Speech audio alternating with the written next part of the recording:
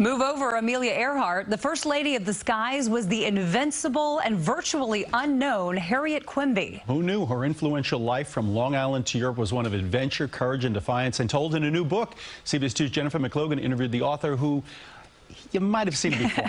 You just might.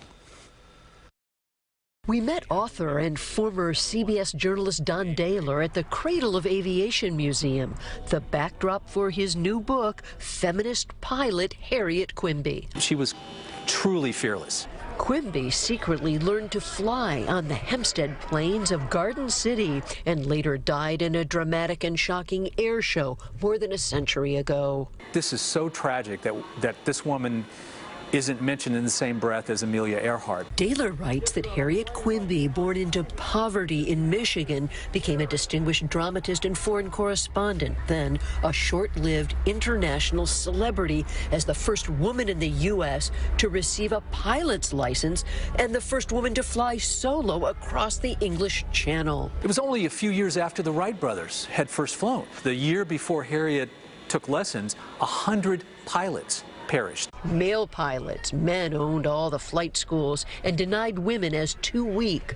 Then she met the Moisant family. Moisant said, "I'll teach you how to fly. We're going to open up a flight school on Long Island." In reality, what people like Harriet were flying back then was a skeletal frame of wood with canvas wings and a lawn chair out in the open. Journalists were tipped off that a fashionable woman dressed in purple was the pilot in Garden City. And she takes her hood off, pulls the cord, it flows into a gown, and she introduces herself. And the next day, the New York Times had an article about the first woman learning how to fly. Harriet Quimby also piloted out of the Nassau Boulevard flying field. The 350-acre site closed in 1912, the year of her tragic death, but the train station here remains. Quimby had secretly trained for her daring feat to cross the English Channel, hoping to surprise the world. She left the cliffs of Dover, survived an engine stall, and landed on a beach in France. She was toasted all night. She went back to Paris, went to bed thinking, this is wonderful, I've changed the world. Woke up the next morning, opened the newspapers, and she was not mentioned in the newspaper.